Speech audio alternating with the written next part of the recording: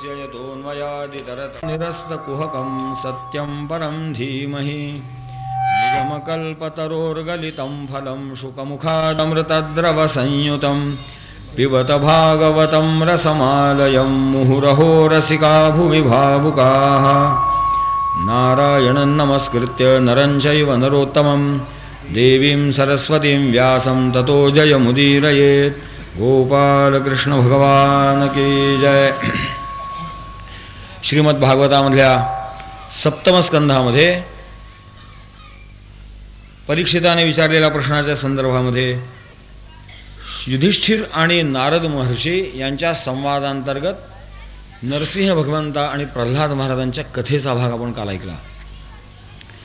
ज्यावेळेस ही प्रल्हाद महाराजांची कथा जी प्रामुख्याने भक्तीचं तत्त्वज्ञान सांगणारी आहे ती कथा ऐकल्यानंतर या भक्तीच्या प्राप्तीसाठी ही भक्तीची सगळी रहस्य लक्षात येण्याकरता काय केलं पाहिजे या संदर्भामध्ये युधिष्ठिर महाराज नारद महर्षींना वर्णाश्रम धर्मविषयक प्रश्न विचारतात. भगवन् श्रोतुमिच्छामि नृणां धर्म सनातनं वर्णाश्रमाचारयुतं यत् पुमान् विंदते परम.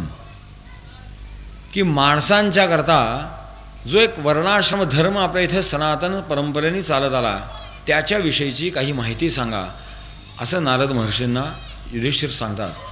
मोठा गंभीर प्रश्न आहे हा आणि आज आपल्या सामाजिक परिस्थितीचा विचार करताना थोडासा जहाल प्रश्न आहे, स्फोटक प्रश्न आहे. वर्णाश्रम धर्म म्हणलं की माणसांचे आधीच मन बिथरतात कारण याच्याविषयीची नेमकी माहिती नाही. काहीतरी ऐकीव माहिती आहे आणि ऐकीव माहितीवरती बनवलेली विकृत मनोवृत्ती आहे. खरं म्हणजे मनुष्य मात्रांच्या कल्याणाचा हा अतिशय साधा सोपा सरळ मार्ग आहे, परंतु द्वेषी मनोवृत्तीने ह्याच्याकडचं फारच विपरीतीकरणात झालं आहे. म्हणून हा मोठा गहन विषय समजावून घेण्यासारखा असतो. निदान आपण काही त्यातला भाग कानावर तरी ठेवून देऊया की वर्णाश्रम हे प्रकरण काय होतं मुळात. आज त्याचं वर्णन काय करून दाखवलं जातं, पण या धर्माच्या विषयीचं म्हणून एक रहस्य असं आहे की वर्णाश्रमांबद्दल हा जो धर्म आहे सनातन धर्म याच्याबद्दल कोणीही काहीही सांगतं म्हणून या कोणाचं ऐकावं याच्याविषयीचे काही अधिकार आहेत. कोणीही सांगावं हा धर्म आहे आणि तो धर्म मानावा अशी आपली परिस्थिती नाही. आणि म्हणून नारदांच्याकडनं धर्म का ऐकून घेतला, नारद सांगतील तो धर्म का, याची अनेक रहस्य आहेत. त्यातलं एक रहस्य थोडं लक्षात घेऊ. युधिष्ठिर महाराज ते रहस्य उच्चारतात की हे महर्षे, भगवान प्रजापते साक्षात आत्मज परमेश्वरः सुतानां सम्मतो ब्रह्मं स्तपो योग समाधिभिः. एक तर आपण साक्षात ब्रह्मदेवाचे मानसपुत्र आहात, तेव्हा या सगळ्यांचा जो वेत्ता त्याचे आपण चिरंजीव आहात. आपल्याला ह्याची परिपूर्ण माहिती आहे. निदान त्या काळामध्ये मुलाचं ज्ञान बापासारखं होतं असं मानत होते लोक. आताही मानतात पण नसतं ही वस्तुस्थिती आहे.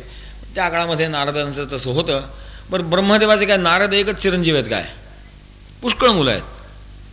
मग ब्रह्मदेवाच्या या सगळ्या मुलांमध्ये नारदाचं वैशिष्ट्य काय ते युधिष्ठिर सांगतात की सुतानाम अनेक सुत आहेत ब्रह्मदेवाचे. सनकादिक आहेत, नारद आहेत, तसे रुद्र आहे, अधर्मही आहे, पुष्कळ मंडळी. ते नारदांचं वैशिष्ट्य असं की हे ब्रह्मन स्तपो योग समाधिभिः, की तुम्ही तपश्चर्येने योग सामर्थ्याने मनोयोग म्हणा, पातंजलाचा अष्टांग योग म्हणा, आणखीन काही कुठलाही योग असेल, या सगळ्यांच्या तपश्चर्येने भक्तीने आणि साधना करून तुम्ही हा अधिकार मिळवलेला आहे. धर्मशास्त्राविषयीची चर्चा करणं हेही येरागवाळ्याचं काम नाही आहे.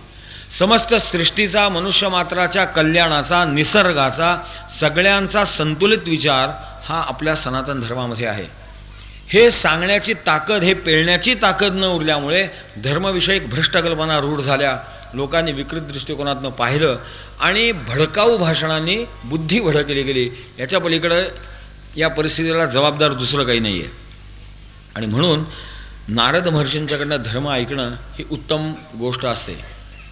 युधिष्ठिराच्या या प्रश्नाला नारद महर्षींनी मोठं सविस्तर उत्तर दिलं आहे. आपण त्याचा थोडक्यामध्ये विचार करणार आहोत. सर्वप्रथम धर्मचर्चा करताना नारद महर्षींनी आपल्या संप्रदाय पद्धतीनुसार भगवंताला वंदना केली. नत्वा भगवते जाय लोकानां धर्म हेतवे वक्ष्ये सनातनं धर्म नारायण मुखात श्रुतम. की त्या परम कल्याणप्रद सर्वांचा स्वामी सर्वांतर्यामी असलेल्या परब्रह्मस्वरूप भगवंताच्या चरणी मी नमस्कार करतो की ज्याच्यामुळे या धर्माला आश्रयस्थान प्राप्त झालं, जो हा धर्माचा आश्रय आहे आणि धर्माच्या पालनामुळे ज्याच्या परमपदाची प्राप्ती होते, अशा त्या भगवंताच्या चरणी नमस्कार करतो. आणि जो मी सनातन धर्म नारायण भगवंताच्या मुखातनं ऐकला, प्रत्यक्ष नारायणांच्याकडनं ऐकला, तो मी तुला सांगतो म्हणले. आणि मग धर्मविषयकचे निराळे आधार जे आज मनुस्मृतीने प्रगट झालेत, नारदांचंही पुष्कळ तत्त्वज्ञानविषयक चिंतन ह्याच्यामध्ये आहे. या सगळ्यांचं एक साकल्याने मोठं सुरेख संगम आणि संकलन या भागवतामध्ये आहे की हा जो नारदप्रोक्त वर्णाश्रम धर्म आहे हा अतिशय सुंदर धर्म आहे हा, की याच्यामध्ये काही कोणाची आपत्ती नाही आहे. सामान्यतः याच्यामध्ये एकेका वर्णाच्या धर्मापेक्षा एकंदरीत समाजाने कसं वागावं याविषयीचं मार्गदर्शन जास्त आहे. कदाचित नारद महर्षींना माहिती आहे की कलीमध्ये आता वर्ण राहणार नाही आहेत, कलीमध्ये वर्णाचे फक्त अभिमान राहणार आहेत आणि वर्णाच्या जोरावर ते मिळाल्या तर काही त्या सवलती वसूल करणं एवढी एकच वृत्ती आहे. राष्ट्र आणि समाजाच्या कल्याणाचा विचार राहणार नाही. म्हणून प्रामुख्याने इथे वर्णाचे वेगवेगळे धर्म सांगण्यापेक्षा एकंदरीत समाजाचे मानवाचे धर्म हे जास्त प्रगट सांगितले, ते अतिशय उपयोगी असे आहेत. विस्तार पुष्कळ आहे, अधिक जिज्ञासूंनी मूळ ग्रंथ पाहावा हे अतिशय उत्तम आहे. आपल्या कथेच्या मर्यादेमध्ये थोडक्यात त्याचा परिचय करून घ्यावा इथपर्यंतच आजचं आपलं हेतू राहील. तथापि या धर्मशास्त्राविषयींच्या संकल्पना थोड्याशा स्पष्ट व्हाव्यात म्हणून काही सूत्रोच्चारण करू, काही सूत्र असतील त्याचा धावता परिचय करून घेऊ. मुळामध्ये या आपल्या सनातन धर्माचा मूलाधार आहे हे वैदिक वाङ्मय. वेदोखिलो धर्ममूलम स्मृतिशीले च तद्विदम आचारश्चैव साधूनाम आत्मनस्तुष्टिरेव च. हा जो मूलाधार सांगितला याचं स्पष्टीकरण सांगितलं आहे मनुस्मृतीमध्ये. वेदस्मृती सदाचार स्वस्य च प्रियमात्मनः एतत् चतुर्विधम प्राहु साक्षात धर्मस्य लक्षणम. अशी धर्माची बारीक बारीक बारीक लक्षणं म्हणलं तर पुष्कळ सांगता येतात. सामान्यतः 30 लक्षणं तरी सांगता येतात. आणि तरीसुद्धा या धर्मविषयी चर्चा कोणाकडनं ऐकाव्यात, कोणाचं मत ग्राह्य मानावं त्याच्याविषयीची आपली काही स्पष्ट धारणा आहे की स्मृतिग्रंथांमध्ये अनेक वर्णन केलेलं आहे. अर्थकामेष्वसक्तानां धर्मज्ञानं विधीयते धर्मं जिज्ञासमानानां प्रमाणं परमं श्रुतिः. की ज्यांच्या मनामध्ये अर्थविषयक किंवा कामविषयक अभिलाषा नाही त्यांच्याकडनं धर्म ऐकून घ्यावा. ज्यांचे कुठेतरी व्हेस्टेड इंटरेस्ट आहे ती माणसं स्थिरबुद्धीने न्याय देऊ शकत नाहीत, न्याय सांगू शकत नाहीत. कुठेतरी कामना गुंतली आहे, कुठेतरी लोभ आहे आणि म्हणून ज्यांना काही अपेक्षा आहे अशांच्याकडनं धर्मचर्चा होऊ शकत नाहीत. जे निस्पृह आहेत, निरपेक्ष आहेत, ज्यांच्या अंतःकरणामध्ये सुद्धा पैसा आणि कामना काहीतरी हवं आहे असं वाटणं, माझं काहीतरी काम आहे असं वाटणं, हे ज्यांच्या ठिकाणी अजिबात संभवनीय नाही आणि ज्यांना याच्या परम आश्रयस्थान असलेल्या वेदज्ञा ग्रंथांचं ज्ञान आहे. धर्मजिज्ञासमानानां प्रमाणं परमं श्रुतिः. की जे वेदोक्त प्रकरण आहे, वेदांमध्ये जे सांगितलेलं आहे त्याची ओळख ज्याची आहे, त्याचं ज्ञान ज्याचं आहे तो सांगेल तो धर्म असतो. कारण याचे मूलाधार माहिती असले पाहिजेत, तत्वचर्चा माहिती असली पाहिजे आणि कशाकरता वापरायचं ते प्रयोजन माहिती असलं पाहिजे, किंबहुना अनुबंध चतुष्टयाचाही विचार असला पाहिजे. हा ज्याचा सांगोपांग विचार होतो तो मनुष्य सांगेल तो धर्म असतो. कोणीतरी आपल्या लहरीने सांगावा तो धर्म असा इतका पोकळ धर्म नसतो. तशा धर्मकल्पना कोणी करू नयेत आणि अशा धर्मचर्चांमध्ये सहभागी होऊ नये. धर्माविषयक चर्चा करण्याचेही अधिकार आहेत असं आपण ओळखावं. आणि म्हणून धर्मकल्पना ज्या आहेत आपल्या त्या नारदांसारख्या ज्ञानोबाराय तुकोबाराय सांगतात त्या संतांच्या वाङ्मयात नसतो तो धर्म असतो. तुम्ही आम्ही किंवा साहित्यिक लिहितात तो धर्म नाही आहे, पुढारी म्हणतात तो धर्म नाही, संत म्हणतात तो धर्म असतो. कारण संत या सगळ्या मापदंडांमध्ये पुरेपूर उतरणारे असतात. त्यांच्या ठिकाणी अर्थकामाविषयीची कोणती आसक्ती नाही आणि त्यांना वेदांचं नेमकं ज्ञान आहे, नेमकं ज्ञान आहे. भले त्यांनी शब्दोच्चारण केला असेल नसेल पण वेदांचं नेमकं ज्ञान आहे. म्हणून तर मोठ्या आत्मविश्वासाने तुकोबाराय सांगतात वेदाचा तो अर्थ आम्हासीच ठावा, इतरांनी व्हावा भारमाथा. तुकोबाराय महाराजांनी अक्षर घोकलेलं नव्हती, वेदमंत्रोच्चारण केलेलं नव्हतं कारण त्याची आवश्यकताही त्यांना नव्हती. कारण आज जे वेदमंत्रोच्चारण करतात ते अर्थापर्यंत जाऊ शकत नाहीत, कारण ते एकूणच प्रकरण इतकं अवघड आहे की याचं सामान्यतः आयुष्य आणि शक्ती या अर्थज्ञानापर्यंत पोचूच शकत नाही. शब्दज्ञानामध्येच तो संपतो. संत महात्मे तिथपर्यंत जाऊन पोचू शकतात आणि म्हणून ते सांगू शकतात की आम्ही वेदाचा अर्थ जाणू शकतो. आणि म्हणून ते सांगतात, वाचा बोलू वेदनीती, करू संती केले ते, की आम्ही जी नीती सांगू ती नीती वेदोक्त नीती आहे, वेदाच्या आधारभूत नीती आहे. जर दुसरं कोणी काही दुसरी नीती सांगत असेल की ज्याला वेदांचा आधार नाही किंवा संतांचा आधार नाही, ते खरं नाही आहे. आता पुन्हा संत स्वघोषित संत असतात ते सोडून द्या, कारण मग स्वघोषित संतही पुष्कळ आहेत आपल्याकडे. ज्यांना काही मान्यता आहे त्या संतांचा, ज्यांचा काही अधिकार हा मान्य आहे, अशा संत वाङ्मयामध्ये जर आधार सापडला तर ते धर्मलक्षण, अन्यथा धर्मलक्षण नाही. याचा सगळा विचार करून नारद महर्षी सांगतात की सत्यानृतंतो वाणिज्यम स्ववृत्तीर नीचसेवनम इत्यादी प्रकारचे अनेक उपजीविकेची साधनं आहेत. त्याच्यामध्ये मनुष्य मात्राकरता प्रशस्त साधनं काय आहेत? ऋतामृताभ्याम जीवेत मृतेन प्रमृतेन वा सत्यामृताभ्याम जीवेत न स्ववृत्त्या कथंचन. आपली धारणा कशी तेजस्वी होती पहा, की ऋत, अमृत, मृत आणि स्ववृत्ती इत्यादी अनेक प्रकारच्या जीविकेच्या पद्धतीत, उपजीविकेच्या पद्धतीत, मुळामध्ये आपण ज्याला उत्पन्न करणं म्हणतो, कुटुंब गृहस्थी चालवणं म्हणतो, त्याला मराठी शब्द उपजीविका हा आहे. शब्द फार मोठा गंभीर अर्थाचा आहे. उपजीविका आहे की का हो यांची उपजीविका कशावरती, असं पण चर्चा करतो. म्हणजे हे पैसे वगैरे कशात मिळवतात, त्यांचा उद्योगधंदा काय, पोटपाणी कशावर चालतं, याला उपजीविका म्हणतात. याचा स्पष्ट असा अर्थ आहे की याच्या व्यतिरिक्त एक मुख्य जीविका माणसाची दुसरी असली पाहिजे. ही उपजीविका आहे, छोटीशी आहे, एक अपरिहार्य आहे. कुटुंब भरण पोषणाकरता लागणारी साधन सामुग्री गोळा करण्यापुरतं जे मिळतं ती व्यवस्था म्हणजे उपजीविका. ही जर उपजीविका असेल तर मुख्य जीविका कोणती आपली? प्रत्येकाने याचं अवश्य चिंतन केलं पाहिजे की आमची उपजीविका आहे. कोणी नोकरी असेल, कोणाचं दुकान असेल, कोणाचं आणखीन काही असेल, ही उपजीविकेची साधनं आहेत. जीविकेची साधनं कोणती? तेव्हा जीविकेची साधनं आहेत ती मनुष्य म्हणून जगणं, भक्त होणं, राष्ट्र कल्याणाकरता आपलं सर्वस्व पणाला लावणं इत्यादी ज्या गोष्टी असतात ती जीविका आहे आपली. ज्याची ज्याची आवड असेल त्या पद्धतीने प्रमाणे त्याने ती जीविका ठरवली पाहिजे. पण हे सगळं करत असताना नारद महर्षी सांगतात की ऋत उपजीविका म्हणजे काय, तर शिरोंशवृत्ती. काल आपण त्या विश्वरूपाच्या प्रकरणामध्ये याचा विचार केला. अमृत पद्धती म्हणजे अयाचित पद्धती, कोणाकडेही काही मागायचं नाही, जे यदृच्छेने प्राप्त होईल ते घेणं, याला अयाचित वृत्ती म्हणतात. अयाचिताची पाटी लावून मिळतं त्याला अयाचित म्हणत नाहीत. नाहीतर तसं असतं ना, काही माणसं अयाचित व्रत घेतात, आयाचित व्रत घेतात आणि मग त्याचं हळूच सांगतात. अहो त्यांना कल्पना द्यावर का माझा आयाचित आहे, म्हणजे मी काही मागणार नाही आहे, ही त्यांना कल्पना द्या. माझी अपेक्षा एवढ्या रुपयांची, तेवढं त्यांच्या कानावर घाला, आमचं आयाचित आहे.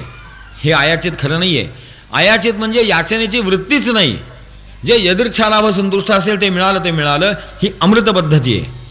मृत पद्धती म्हणजे याचना करून जे मिळतं ते, की पाहो मला हे असं असं माझी अपेक्षा आहे, असं जे मागतो सांगतो ती मृत जीवन पद्धती आहे. नारद महर्षींनी इथपर्यंत परवानगी दिली आहे, तरीसुद्धा स्ववृत्तीने जगू नका म्हणले. मृत पद्धतीपर्यंत जगा, काहीच नाही जमलं तर याचना करा, हरकत नाही, पण न स्ववृत्त्या कथंचन. श्वानवृत्ती म्हणजे लांगुल चालन करणं, लोचटपणा करणं, हाजी हाजी करणं. अशा पद्धतीने पैसा मिळवू नये, अशा पद्धतीने माणसाने जीवन जगू नये. आणि मग याच्यामध्ये सत्यामृताभ्याम जीवेतही चालेल, की एकदम सगळं आदर्शवत नाही प्राप्त होणार, हरकत नाही, तरी पण होता होईल तो इकडं सरकण्याचा प्रयत्न करावा, गुलामीत अडकण्याचा प्रयत्न, कोणाची तरी गुलामी करायची, दास्यत्व करायचं. दास्य भाव वेगळा, नवविधा भक्तीतला दास्य भाव वेगळा, आणि ही गुलामीतली दास्यता वेगळी. की जोडे उचलायचे, छत्र्या धरायच्या, हे का मुख्यमंत्र्यांची कामं आहेत, पण ही करतात, ही स्ववृत्ती आहे. कुत्र्यासारखे, कुत्रं कसे शेपूट हलवतं की नाही, काहीतरी लालूच आहे पाहिजे म्हणून. अशा पद्धतीने जर जीविका करायचा प्रसंग आला तर ती माणसाने करू नये. एक वेळ मृत जीविका चालेल, याचना करून चालेल, भीक मागा, पण गुलाम होऊ नका. इतकी तेजस्वी आमची परंपरा होती. आणि मग या सगळ्याच्या अधिष्ठानाकरता, चांगल्या व्यवस्थेकरता वर्णव्यवस्था आपल्याकडे सांगितली. आज वर्णव्यवस्थेविषयीचे आक्षेप फार आहेत, आणि विशेषतः शूद्र वर्णांनी ब्राह्मण वर्णाला शिव्या देण्याची एक फॅशन सुरू झाली आहे. खरंच एकदा ऐका ब्राह्मण धर्म काय आहे. तो ब्राह्मण धर्म इतका सोपा नाही आहे. आजच्या ब्राह्मणांकडे बघून ब्राह्मण धर्म ठरवू नका, किंवा गेले 100 वर्षाच्या इतिहासाकडे बघून ठरवू नका. आपली ही परंपरा फार प्राचीन आहे. 43 लाख वर्षांचं एक चतुर्युग असतं, त्यातले 100-200 वर्षाच्या इतिहासाकडे बघू नका. काही चुका झाल्या असतील ठीक आहे, सोडून देऊ, पुन्हा विचार करू. मला त्या चुकणाऱ्या लोकांचं समर्थन करायचं नाही आहे. मी आपल्यापुढं प्रगट करू इच्छितो सनातन धर्म काय ते समजावून घ्या, जेणेकरून समाज स्वस्थ राहील आपला. आणि म्हणून ब्राह्मण धर्म सांगतात. ब्राह्मण कोणाला म्हणावं? ब्राह्मण ज्याच्या गळ्यात जानवं येतो, ज्याच्या कपाळाला गंध येतो, जो पूजा सांगतो तो, जो दक्षिणा घेतो तो. आश्चर्याची गोष्ट आहे, याच्यापैकी कोणतंही लक्षण ना मनुस्मृतीत आहे ना भागवतात आहे. ब्राह्मण्याची लक्षणं सांगितली आहेत. शमो दमस्तपशौचम संतोषः क्षांतिरार्जवम ज्ञानम दयाच्युतात्मत्वम सत्यांच ब्रह्मलक्षणम. ब्राह्मणत्व कशाच्या आश्रयाने राहतं? तर ज्याच्या इकडे शम आहे, दम आहे, तपश्चर्या आहे, पवित्रता आहे, संतोष आहे, क्षमा आहे, सरळ अंतःकरणाची रुजुता आहे, ज्ञान आहे, दया आहे, भगवत परायणता आहे आणि सत्य आहे. हे ज्याच्या ठिकाणी राहतात तो ब्राह्मण आहे. आता अशा माणसाविषयीचा आदर आणि पूज्य भाव असेल तर काय आपत्ती आहे त्याच्यामध्ये? तसाच एक आणखीन महत्त्वाचा विषय पतिव्रता धर्म. हाही असा एक जाज्वल्य विषय आहे की कोणी ऐकून घ्यायला तयार नाही. आज स्त्री पुरुष समान हक्काचे नारे लावून राहतात. या मूर्खांना कळत नाही आहे आमचा सनातन धर्म स्त्रीला काय मानत होता, किती श्रेष्ठ मानत होता. विवेकानंदांच्या चरित्रातली गोष्ट आहे. त्यांना विदेशामध्ये असा प्रश्न विचारला की का हो तुमच्याकडे स्त्री पुरुष समानता मानतात का? ते म्हणले नाही. नाही म्हणल्यावर शेम शेम शेम शेम सुरू केलं. त्याने ते जरा गोंधळ शांत केला. ते म्हणले लक्षात येऊ नये का, माझ्या देशामध्ये माझ्या धर्मामध्ये स्त्री पुरुष आम्ही समान मानत नाही, स्त्रीला पुरुषापेक्षा उच्चस्थानी मानतो. ती श्रेष्ठ आहे, पवित्र आहे, संरक्षणीय आहे आणि म्हणून तिच्या रक्षणाकरता काही बंधन आहेत. लक्षात येत नसेल तर आमच्या दासगण भारतात एक चुटका सांगतो, ते आपल्या विनोदाने सांगायचे. त्यांच्याविषयी असं झालं म्हणजे स्त्रीला एवढी बंधनं का? मग बुद्धी फिरते. अरे म्हणले असं विचार कर, तुझ्याकडे एक गोष्ट सोन्याची आणि एक लोखंडाची अंगणात पडल्यात, तू काय करशील? सोनं उचलून पेटीत कुलपात ठेवशील, लोखंड पडू दे म्हणशील. तसं सोनं मूल्यवान आहे ते संरक्षणात ठेवलं जातं. लोखंड कुठं का पडेना? पुरुष मूल्यवान नाही आहे, कुठं पडू द्या. स्त्री सोनं आहे, उचलून ठेवली पाहिजे, संरक्षण करताय की नाही. आणि म्हणून नस्त्री स्वातंत्र्य मर्हतीचा अतिशय घातक विषारी प्रचार केला जातो. पूर्ण श्लोक स्पष्ट आहे. पिता रक्षति कौमारे भर्ता रक्षति यौवने पुत्रस्तु स्थविरे भावे नस्त्री स्वातंत्र्य मर्हती. स्त्री ही असंरक्षित कधी असू नये. जोपर्यंत स्त्री लहान असते, बालिका असते, तोपर्यंत बापाने ते संरक्षण करावं. तरुण असते त्यावेळे नवऱ्याने करावं. म्हातारी होते त्यावेळे मुलांनी संरक्षण करावं. स्त्रीचं संरक्षण करता कोणीही नाही, अशी अवस्था असता कामा नये. विपरीत अर्थ सांगतात. म्हणून पतिव्रता धर्म हाही मोठा गंभीर धर्म आहे. आपल्या इथे ज्या पतिव्रता अनेक होऊन गेल्या त्यांचं चरित्र पाहिलं तर दिसायला त्या दासीसारख्या राबत होत्या घरात, पण असायला स्वामिनी होत्या. आजही अनेक कुटुंबा पद्धतीमध्ये असतात, अशा काही माता अजूनही आहेत. सती नाही, पतिव्रता नाही आहेत असं नाही आहे, अदृष्ट आहेत. आणि यांचा बोभाटा होत नाही. या चौचाल बायांचा बोभाटा जास्त असतो, म्हणून या समाजाला भ्रष्ट करून राहिल्यात, बायांना भडकवून राहिल्यात. खरं नाही आहे ते. हे कधी बाहेर पडतं माहिती आहे? कसोटीच्या क्षणी बाहेर पडतं. ज्या देशामध्ये स्त्री पुरुष समानतेच्या घोषणा होतात, अनेक चळवळी होतात. ज्यावेळी महायुद्ध सुरू झालं त्यातल्या बायकांनी चळवळ सुरू केली की आम्हाला विशेष संरक्षण द्या. का बरं? समानतेचा इतके दिवस गोंधळ घातलात ना. आता आपत्तीचा प्रसंग आला तर स्त्री पुरुष समानता का नको? तिथे स्त्री दाक्षिण्य का हवं? मग आम्ही जर स्त्री दाक्षिण्य मानतो तर त्याला नावं का ठेवता? आम्ही स्त्री दाक्षिण्य मानतो, पण ती स्त्री पतिव्रता असावी अशी आमची अपेक्षा आहे. अर्थात हे उभय पक्षी आहे बरं. कारण एक म्हणतात त्या महादेव शास्त्री जोशीने एका ठिकाणी असं लिहिलं आहे की एक बहीण आपल्या भावाला उपदेश करते. प्रत्येक नवऱ्याला आपली बायको सती सावित्री हवी असंच वाटत असतं. किंवा ती म्हणते तुला जर तुझी बायको सीता व्हावी असं वाटत असेल तर तू राम व्हायचा प्रयत्न कर. बस हे संतुलन लक्षात ठेवलं म्हणजे आपत्ती येणार नाही. प्रत्येक नवऱ्याला असं वाटतं की बायको सीता व्हावी, तो राम व्हायला तयार नाही. प्रत्येक बाईला असं वाटतं माझा नवरा प्रभू रामचंद्र असावा, ती सीता व्हायला तयार नाही. भानगड तिथे आहे. बायकांनी सीता हवा, पुरुषांनी. ही चरित्र गायची ऐकायची कशा करता? हे आदर्श आमच्या जीवनात उतरले पाहिजेत. आणि जर पुरुष रामचंद्र व्हायचा प्रयत्न करतील, स्त्रिया सीता व्हायचा प्रयत्न करतील तर आपत्तीच नाही आहे. आणि म्हणून पतिव्रता धर्म काय तोही समजावून घ्यावा लागतो. आणि मग या पतिव्रतेचं महात्म्य पुष्कळच वर्णन केले. आजही मी तुम्हाला सांगत होतो की ज्या घरामध्ये अशा माऊली दासी भावानी सेवा करतात त्या घरच्या स्वामिनी असतात. कोणत्याही घरातल्या सदस्याचं त्या बाईचं मन मोडायची हिंमत तिच्या मागंसुद्धा होत नाही. पुढं तर नाहीच, मागंसुद्धा नाही. आमच्या आईला काय वाटेल, आमच्या वहिनी काय म्हणतील, आमची काकू काय म्हणेल, मावशी काय म्हणेल, असा एक तिचा एक प्रेमादराचा धाक असायचा. मागच्या पिढीपर्यंत होता, आजही काही पिढ्यांमध्ये आहे. आणि त्या बाईचं आचरण बघितलं तर दासी बरी असं होतं. हे रहस्य काय? हे रहस्य प्रेमाचं रहस्य आहे की ही पद्धती आपली वैदिक पद्धती आहे. वेदोक्त ह्या नव्यान घरी आलेल्या लक्ष्मीला सुनेला आशीर्वादच देतात. साम्राज्ञी स्वस्राम भव, की तू या घराची सगळ्यांची राणी हो. फक्त राणी पण गाजवण्याचा हक्क आहे ना, तो थोडा वेगळा. हा पाश्चिमात्य नाही, हा खास पौर्वात्य विचार आहे की राणी व्हावं, सेवा करून व्हावं. मला सांगा काय अधिकार निर्माण होईल त्याचा? हुकुमशाही ही मनापासून नसते, वेडबिगार खरी नसते. ज्याचं प्रेमाचं बंधन असतं ते कोणाच्या बापाने तुटू शकत नाही, कशाने तुटू शकत नाही. प्रेमाचा एक अधिकार आहे आणि हा सेवारूपी प्रेमाचा अधिकार असतो. म्हणून दिसायला पतिव्रता दासीसारखी दिसते, ती असायला पिढ्यानपिढ्या स्वामिनी असते. ती जिवंत असो वा नसो, तिचा एक धाक असतो, प्रेमादर असतो. अशी अनेक अनुभूती येते. ही आपल्या देशात चालत आलेली परंपरा आहे. आपण मूर्खासारखं दुर्लक्ष करतोय. स्त्रियांना विशेषतः तरुणींना बुद्धिभ्रष्ट करतोय की हे असं नको, माणसांना स्वतःचे अनाचार झाकायचे म्हणून बायका उच्छृंखल झालेल्या बऱ्या असं म्हणतात. हे सगळे स्त्रीमुक्तीवाले चोर आहेत बघा, असे त्यांचे वैयक्तिक चारित्र्य काढून बघा. आपल्याला कोणाच्या वैयक्तिक चारित्र्यावर चिखल उडवायचा नाही आहे, पण प्रसंग पडला म्हणून, दुसरं काही नाही.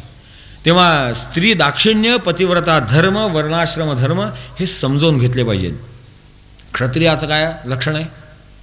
सत्तेचे पिपासू असतात ते नाही. क्षत्रियाचं लक्षण असं आहे, शौर्यम वीर्यम धृतिस्तेजस त्याग आत्मजय क्षमा ब्रह्मण्यता प्रसादाश्च रक्षाच क्षत्र लक्षणम, की ज्याच्या ठिकाणी शौर्य आहे, वीरवृत्ती आहे, धैर्य आहे, तेज आहे, त्याग आहे, आत्मसंयम आहे, ब्राह्मणांविषयीचा अत्यंत आदर आहे. का? तो ब्राह्मण हा मगाच्यासारखा ब्राह्मण आहे, त्याच्याविषयीचा अत्यंत आदर आहे, भक्ती आहे, प्रसन्नता आहे, प्रजेच्या ठिकाणी वत्सलता आहे. हा क्षत्रिय खरा. वैश्याचं काय लक्षण सांगितलं? आस्तिक्यो उद्यमो नित्यम नैपुण्यम वैश्य लक्षणम, की श्रद्धा असली पाहिजे, आस्तिक भाव असला पाहिजे आहे, उद्योगशीलता असली पाहिजे आणि व्यावहारिक चतुरता असली पाहिजे. हे वैश्य धर्माचं लक्षण आहे. आणि शूद्राचं लक्षण सांगितलं, शूद्रस्य सन्नते शौचम सेवा स्वामिन्यमायया आमंत्रण यज्ञो ह्यस्तेयम सत्यम गो विप्र लक्षणम, की या सगळ्यांची पडेल तशी सेवा करावी, सर्व्हिसेस प्रोव्हाइड कराव्यात. सेवा म्हणलं की जरा अपमान वाटतो, सर्व्हिसेस द्या. विनम्रता असावी, पवित्रता असावी, चोरी इत्यादी न करावी, कारण त्यांच्याकडं सेवा आहे, सर्वस्व त्यांच्या स्वाधीन होतं आणि आपली माणसं खरोखर तशी होती. आपल्या इथे तुम्हाला खरंच आश्चर्य वाटेल, हे सगळे रेव्हेन्यूची कामं, ह्या फायनान्स सगळा महारांच्या ताब्यात होता. म्हणजे अत्यंत ती निष्ठावान माणसं होती. जीव जाईल पण बेईमान होणार नाहीत अशी जात होती ती. महार वतन असायची ती. त्यांच्याकडे सगळी कॅश, सगळी रक्कम त्यांच्याकडे असायची आणि त्यांनी ते रक्कम राजाकडे पोच करायची, दुसऱ्याने नाही कोणी पोच करायची. दुसऱ्याचा भरोसा नाही, वाटेत काय करील यांचा भरोसा होता. संरक्षण पूर्ण त्यांच्याकडे होतं, घरदार त्यांच्या जीवावरती असायचं, त्यांचा कुठेही जायचा हक्क होता, त्यांना बंधन अशी नव्हती. पवित्रतेच्या काही गोष्टी होत्या आणि त्या सर्वत्रांना लागू आहेत, फक्त शूद्राला नाही आहेत. आजही मी माझ्या घरामध्ये, आमच्या देवघरामध्ये जर आंघोळ केलेली असेल तर मी जात नाही, बाकी कोणीही स्नान केलेलं मनुष्य जाऊ शकतो. ही उच्च निश्चितेची गोष्ट नाही आहे, पवित्र अपवित्रतेची गोष्ट आहे.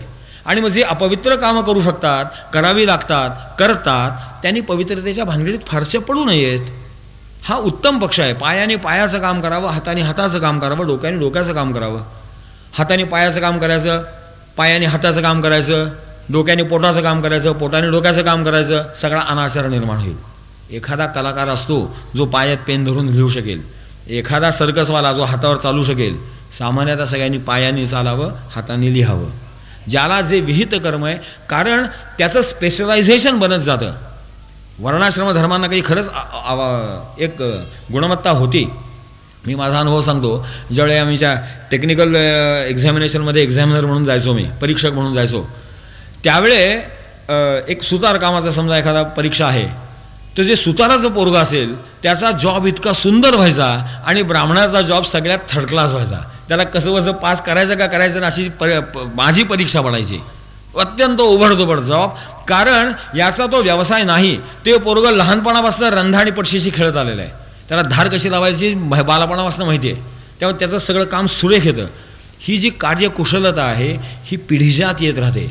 आणि म्हणून अगदी पहिल्यांदा आपल्या इथं वर्ण नव्हतेच, एको वर्ण हा हंसा असं सांगितलं, एकच वर्ण होता. पुढे लक्षात असं आलं की आपण कामं वाटून घेऊ, म्हणजे जेणेकरून समाज सुस्थिर राहील, समाज वैभव संपन्न होईल. आणि मग कोणी ब्राह्मण झाले, कोणी क्षत्रिय झाले, कोणी वैश्य झाले, कोणी शूद्र झाले, ही सगळी व्यवस्था गुणकर्म विभागशः होती. भगवद्गीतेमध्ये आहे, चातुर्वर्ण्यं मया सृष्टम गुणकर्म विभागशः, की गुणकर्म पाहायचे. पण नंतर लक्षात असं आलं की गुणकर्म पाहण्यामध्ये चतुर्थांश आयुष्य निघून जातो. एक 100 वर्षाचं आयुष्य जर लक्षात घेतलं तर हा पोरगा कोण होईल हे 25व्या वर्षी लक्षात यायचं.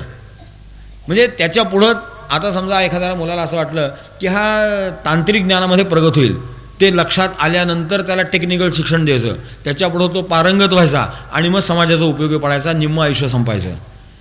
त्याच्यापेक्षा जर आपण जन्मकर्माने गेलो तर, आणि त्याला जेनेटिक्स शास्त्राचा आधार आहे, या वायफळ गप्पा नाही आहेत. त्याची 2 उदाहरणं फक्त ठेवतो आपल्यासमोर. जे रेसचे घोडे असतात ना, ते अत्यंत वेगात पळणं अपेक्षित असतं, त्यांची प्रजाती ही अशी काळजीपूर्वक निर्माण केली जाते, वाटेल तसा स्वैराचार करून चालत नाही. जी पोलिसची कुत्री असतात, विशेष कामगिरी त्यांच्याकडे आहे की जे वासावरनं चोराचा माग घेऊ शकतात. अशी कुत्री की कुठेही लक्षात निर्माण होतात काय, त्यांच्या 3-4 पिढ्यांचे वंश लक्षात घेतात. सामान्य प्राण्यांबाबतीत जर असं गुणसंवर्धन होत असेल तर सर्वश्रेष्ठ मनुष्य प्राण्याचं का होणार नाही. आणि म्हणून हे जे जीन्स आहेत ज्याच्यामध्ये रंगसूत्र गुणसूत्र जातात, त्याच्या संदर्भामध्ये वर्णाश्रम लक्षात आले की हे जन्मतः बरोबर आहे. अनेक फायदे आहेत त्याच्यामध्ये. डॉक्टरच्या मुलाने स्वभावतः डॉक्टर व्हावं, वकिलाच्या मुलाने स्वभावतः वकील व्हावं. अहो पुस्तकंसुद्धा लगेच जास्त विकत घ्यावी लागत नाहीत. बापाचे सगळे व्हॉल्यूम्स तयार असतात, नवीन फक्त घ्यायचे. बापाचा दवाखाना असतो, पेशंट असतं, गिऱ्हाईक बघायला नको, नवीन धंदा हुडकायला नको. जो एस्टॅब्लिश्ड आहे तो चालवणं सोपं आहे की नाही, का नवीन करणं सोपं आहे. आज दुर्दैवाने असं होतं, वकिलाचा पोरगा होतो डॉक्टर, डॉक्टरचा पोरगा होतो वकील. याला मेडिकलची हत्यारं विकत घ्या आणि त्याला पुस्तक विकत घ्या, नुसता खर्चच, उत्पन्न काहीच नाही. बरं याचं गिऱ्हाईक त्याच्याकडे जात नाही, त्याचं ह्याच्याकडे जात नाही, सगळी आपत्ती निर्माण होते. जर एक परंपरा चालत राहिली तर एक कुशलता निर्माण होते. मला सांगा, एखाद्या तरुण वकिलाला त्याचा म्हातारा बाप उत्तम सल्ला देऊ शकतो की नाही, तो वकिली सोडून दिली असेल. पण एखाद्या किचकट काही प्रकरण निर्माण झालं की अरे हे असं असं आहे सांगू शकतो. एखाद्या गंभीर समस्या निर्माण झाली वैद्यापुढं, डॉक्टरपुढं, तर त्याचा जर बाप डॉक्टर असला, परंपरा डॉक्टरीची असली, तो सांगतो तो बाबा या पेशंटला असं झालं, अरे हां हे असं असं आहे. आणि कित्येकदा किरकोळ रोग असतो, उगीचच माणसं गंभीर होतात, असं असू शकतं. एखादा चतुर मनुष्य सांगतो अरे काय नाही, हार्ट अटॅक वगैरे काय नाही, गॅसेस झालेत म्हणून हा हृदय दुखतं आहे, बाकी काही नाही, आणि ते खरंच निघून जातो. असं होऊ शकतं. आपण आज हे सगळं आपल्या हाताने मातीमोल केलं आहे आणि म्हणून एक सामाजिक विक्षोभ निर्माण झाला आपल्या इथे. त्याच्याकरता ही पद्धती अभ्यासता तरी निदान, कधी अवलंबात आणायची पुन्हा बघू, निदान अभ्यास तरी करा, त्याचं स्वरूप काय बघा, आणि आजच्या काळाला कसं वापर करता येईल, काही युक्ती काढू की नाही असं नाही आहे. पण एकदम सगळं नालायकच आणि सगळं उद्ध्वस्तच करा, हा विदेशी माणसांचा स्वार्थ आहे. त्यांच्या लक्षात असं आलं होतं ही माणसं पराभूत होणारी नाही आहेत. आपण पहा, विश्वसंचार या सगळ्या शक्तींचा झाला, भारताच्या पुढे नाही जाऊ शकले. का नाही जाऊ शकले, तर इथं हा जो सनातन वर्णाश्रम धर्म होता, याच्या आश्रयाने माणसं कट्टर बांधलेली होती एकमेकांना. तो बंध फार प्रखर होता, विदेशांना तोडता आला नाही. मग त्यांनी युक्ती केली, यांच्यात भांडणं लावा म्हणले. आणि मग शूद्रांना शिकवण्यात आलं तुमच्यावर अन्याय झालेत, ब्राह्मणांना शिकवण्यात आलं तुम्ही मोठे आहात, यांना सांगायचं तुम्ही मोठे आहात, त्यांना सांगायचं ते मोठे मानतात स्वतःला. हे म्हणजे कसं झालं, जी चॅप्टर माणसं असतात ना, चोराला सांगतात चोरी करून पळ, फौजदाराला सांगतात तो बघ पळाला पकड त्याला, आपलं साधून घेतात. हे विदेशी तसे आहेत. आम्ही वेड्यासारखे त्यांच्या कच्छपी लागलो आणि सनातन धर्माची हानी करून गेली. पर्यायाने सामाजिक हानी, राष्ट्रीय हानी. अन्यथा आमच्यासारखं वैभवसंपन्न राष्ट्र नाही आहे, आजही नाही. पण आज अवस्था आमची वाईट आहे, ह्याचं कारण आम्ही ह्याच्याकडे दुर्लक्ष केलं आहे. म्हणून हे पुन्हा एकदा थोडेसे समजून घ्यावे लागतात. आश्रमधर्मही तसे सांगितलेत. ब्रह्मचर्य, गृहस्थ, वानप्रस्थ आणि संन्यास असे आपले 4 आश्रम आपल्या इथे सांगितलेले आहेत. त्यांचे विशेष धर्म आहेत. आजही या आश्रमांचा, आता हा थोडा वर्णधर्म हा सामाजिक प्रश्न आहे, आश्रमधर्म हा कौटुंबिक प्रश्न आहे. जसं आपला समाजामध्ये अशांतता आहे, तशी कुटुंबांमध्ये अशांतताच आहे. घरोघरी माणसं स्वस्थ नाही आहेत. का स्वस्थ नाही आहेत माहिती आहे का, हे वर्णाश्रमातले मर्म नाही माहिती आहे. आणि म्हणून ब्रह्मचारी म्हणजे जोपर्यंत सामान्यता लग्न करत नाही तोपर्यंत ब्रह्मचारी, लग्न केलं की गृहस्थ. आता 2च आश्रम माहिती आहेत. पुढचा वानप्रस्थ आपण ओळखत नाही, घरात भांडणं त्याच्यामुळे. संन्यास वगैरे तर पुन्हा संन्यास आपल्याला माहिती आहे, कपडे रंगवले की संन्यासी, घरदार सोडलं कपडे रंगवले इत्यादी. त्याचा जो बाह्योपचार आहे हा संन्यासी. त्याची मर्म, त्याचं रहस्य आणि त्याची उपलब्धी काय आहे हे माहीत नाही आपल्याला. म्हणून ते इथे भागवतामध्ये विशेषत्वाने सांगितलं आहे की सायं प्रादुरुपासित गुरुवज्ञर्क सुरोत्तमान उभे संध्येचे यतवाग जपन ब्रह्मसमाहिता. ब्रह्मचारी माणसाने सकाळ संध्याकाळ आपली उपासना करावी, सूर्योपासना करावी, तेजाची उपासना करावी, विहित कर्म करावं, अभ्यास करावं, तदितर कोणत्याही भानगडी करू नयेत. पुष्कळ नियम सांगितले आहेत. अगदी केसुरा विंचरायचं कारण आहे, तुमचं अनुसंधानात शरीर सौंदर्य शृंगारणं हे नाही आहे, विद्याभ्यास करणं हे. आणि म्हणून विद्याभ्यास करा, तेजस्वी व्हा, गृहस्थांवर पुढं बाकी चालू करा. आज पोरच जास्त नटत राहतात. एक वेळ गृहस्थ काय त्याला आता काही करायचंच नसतं. पोरांचे आरशाविषयी म्हणजे एक काळ असा होता की मुली आरशा पुढं राहायच्या, आता मुलं आरशा पुढं राहतात. एक काळ असा होता की बायकांचं ब्युटी पार्लर असायचं, आता पुरुषांची ब्युटी पार्लर्स आहेत. तेही सगळं तसं चालू राहिले. हे ब्रह्मचर्य खरं नाही आहे. आणि जिथं शिकलं पाहिजे तिथं सगळा उन्हाळा आहे. आणि म्हणून आमच्या पुढच्या पिढीचं तेज काय त्यांचं ज्ञान, काय त्यांची क्षमता आणि सगळं कोसळत चाललं. त्याचं कारण ते आहे ब्रह्मचर्य योग्य नाही. त्या आश्रमामध्ये जे करणं अभिप्रेत आहे ते शारीरिक बल वाढवावं, सूर्यनमस्कार आदी योगासनादी आपल्या इथं प्रक्रिया आहेत. मानसिक बल वाढवावं, उपासना आहेत, संध्या आहे, जपजाप आहे, पूजा आहे. बौद्धिक बल वाढवावं, अध्ययन करावं. हा गुरुकुल पद्धती नसेल, शालेय पद्धती असेल, करायची टायमिंग्स बदलली असतील हरकत नाही. देशकाल परिस्थितीने बदल केले पाहिजेत. मनुस्मृतीने स्पष्ट शब्दामध्ये याची मोकळीक दिलेली आहे. युगरहासानुरूप धर्माची धारणा करावी, पण मनीषींनी करावी. संत महात्म्यांनी सांगावं धर्म काय.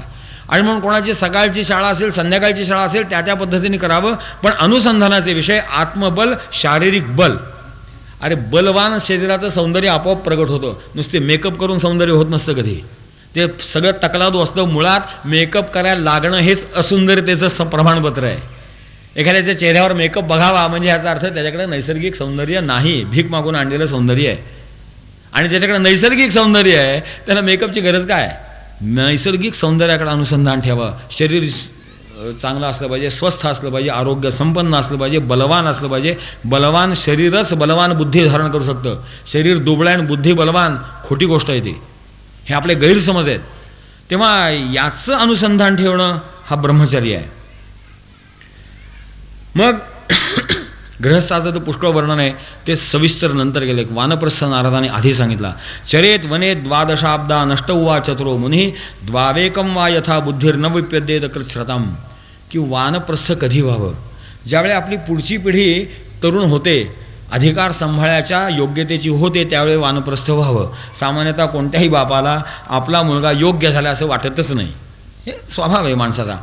कारण याच्या मागं आहे ना, हे निर्णय घेण्याचं सामर्थ्य आणि स्वातंत्र्य माझं आहे अशी एक धारणा असते. नारद महर्षी उपदेश करतात की ज्यावेळी मुलं करती होतील त्यावेळी आपण वानप्रस्थ व्हायचा प्रयत्न करावा म्हणतात. मोठे सुंदर म्हणतात प्रयत्न करावा. कसा तर काही दिवस थोडं वानप्रस्थी व्हा. आपण असं म्हणू आजच्या काळामध्ये आज वानप्रस्थ व्हायची तशी सोय नाही आहे. एकदम वृद्धाश्रमच आहेत, हे खरे नाही आहेत. आपल्या घरात वानप्रस्थ व्हायचा प्रयत्न करा. म्हणजे जे प्रौढ आहेत, ज्यांच्या घरामध्ये विशेषतः आपल्यामध्ये घरामध्ये भांडण व्हायची एक प्रमुख जागा, सगळ्यात नावाजलेली जागा म्हणजे सासू सुनांचं भांडण. कशाचं भांडण असतो होय, का फार मोठे इस्टेटीचं भांडण आहे. निर्णय घेण्याचा अधिकार कोणाचा, बस तेवढं भांडण असतं. सासूला वाटतं माझी सत्ता असावी, सुनेला वाटतं माझी सत्ता असावी, बस भांडण तिथे आहे. सत्ता कोणाची. आणि मुद्दे किरकोळ असतात. किती टोक आहे माहिती. आमचे आप्पा एक विनोद सांगायचे. एक माऊली अशी परत आली होती घरातनं. जिच्या घरातनं आली होती ती मालकीण तिला भेटली.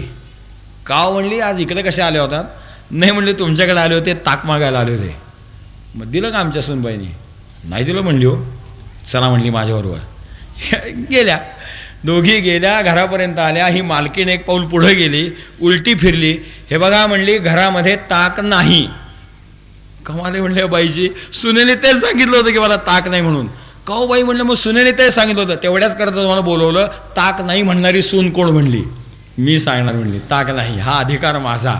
इतका जर अधिकार असेल तर सुनेने काय जीव द्यायचा का. ही वृत्ती बरी नाही. ही मी मागच्या पिढीतली गोष्ट सांगितली, नव्या पिढीतलं सांगण्यासारखं सुद्धा काही नाही आहे. सुनाचा सासूरवास आता सासूला. सासू बिचारा अशा मांजरासारख्या गोगलगाई झाल्यात आणि त्यांना पुन्हा कायद्याची बरी. सूनच दम देते. सासूबाई 7 वर्ष सांभाळा म्हणते.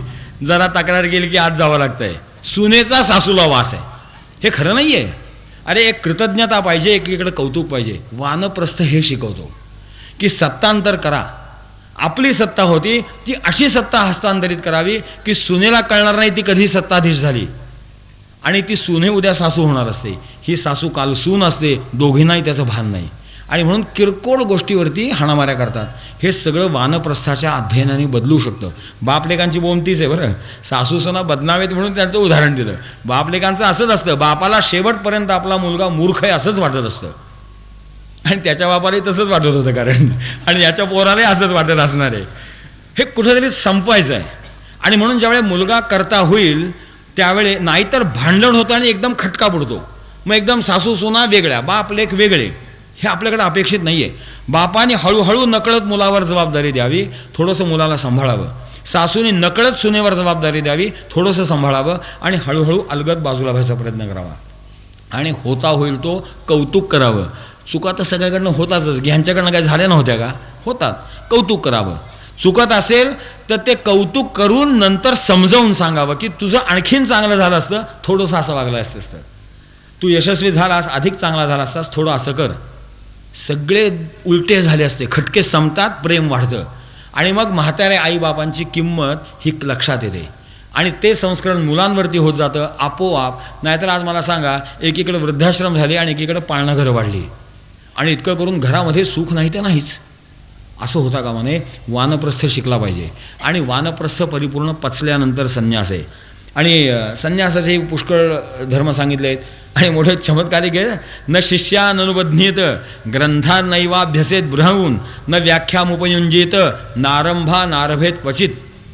यांनी हे काही करू नये म्हणले. आणि काय करावं तर त्यांनी फक्त आत्मसंयमी जीवन कसं असतं व तेवढा आदर्श समोर ठेवावा, बस, बाकी काहीच करू नये. अथापि ब्रूमहे प्रश्नास्तव राजन्यथा श्रुतप्रमाणे त्यांनी उद्धवाला एक अवधूत संवाद सांगितला. तोही पुष्कळ मोठा संवाद आहे, आपण पुन्हा कधी त्याचा विचार करता येईल. असा तो संन्यास मोठा वेगळा आहे, आणि याच्या सगळ्याच्या पलीकडे एक संत धर्म आहे, असा अस्पष्ट आहे, तो असा स्पष्ट नाही, तोही सांगितला. क्वचित अल्पम क्वचित भूरी भुंजेन्नम स्वादु स्वादुवा क्वचित भूरी गुणोपेतम गुणहीन मुतक क्वचित. अशी काही साधू मंडळी सुद्धा असतात, त्यांचे आश्रमधर्म म्हणला नसला तरी आचार धर्म सांगितला. सगळ्यात महत्त्वाचा गृहस्थ धर्म राहिला, आणि म्हणून स्वतंत्र या 14व्या अध्यायामध्ये 7व्या स्कंधाच्या गृहस्थाची कर्तव्य सांगितली की गृहेष्वव्यवस्थितो राजन क्रिया कुर्वन् गृहोचिताः वासुदेवार्पणं साक्षात उपासित महामुनी. की गृहस्थानी आपली गृहस्थी सुखाने करत राहावी, कुठेही त्याला त्याग वानप्रस्थ संयम इत्यादींचा अतिरेक सांगितलेला नाही. थोडंसं इंद्रिय आवरावीत, बस एवढंच सांगितलं. आणि भगवंताच्या भक्तीला आरंभ करावा. जी बुद्धी मिळवली ब्रह्मचारी आश्रमामध्ये ती आता प्रॅक्टिकल वापरायला सुरुवात करावी. अगदी थोडक्यात जर उपयुक्त बघायचं असेल तर आपण हे कथेनंतर भजन म्हणतो ना, त्यात एक आपण चरण म्हणतो, नाम जपते रहे काम करते रहे पाप की वासनाओं से डरते रहे सद्गुणों का परम धन कमाते चले. बस एवढी 3 सूत्र आहेत गृहस्थाकरता, की भजन भगवंताचं करत राहावं तोंडाने, आणि हाताने काम करत राहावं. आपण काम करतो त्यावेळी भजन करत नाही, भजन करतो त्यावेळी काम करत नाही. म्हणजे नामस्मरणादी भक्ती विचार हा माणसाच्या अंतःकरणात असू शकतो, हाताने काम होऊ शकतं. नाम जपते रहे काम करते रहे पाप की वासनाओं से डरते रहे. पापकर्म तर सोडाच, पापेच्छेपासून सुद्धा घाबरायला शिकलं पाहिजे, भीती वाटली पाहिजे, नको नको वाटलं पाहिजे ते. आणि जे सद्गुण आहेत ते परमधन हे लक्षात घेऊन ते मिळवण्याकरता प्रयत्न करावेत. गृहस्थाश्रम एवढा सांभाळला तरी पुष्कळ आहे, तसं पुष्कळ आहे. यावदर्थमुपासीनो देहे गेहेच पंडितः विरक्तो रक्तवतत्र नृलोके नरता न्यसेत. की गृहस्थानी कसं वागावं, मोठा उपदेश आहे.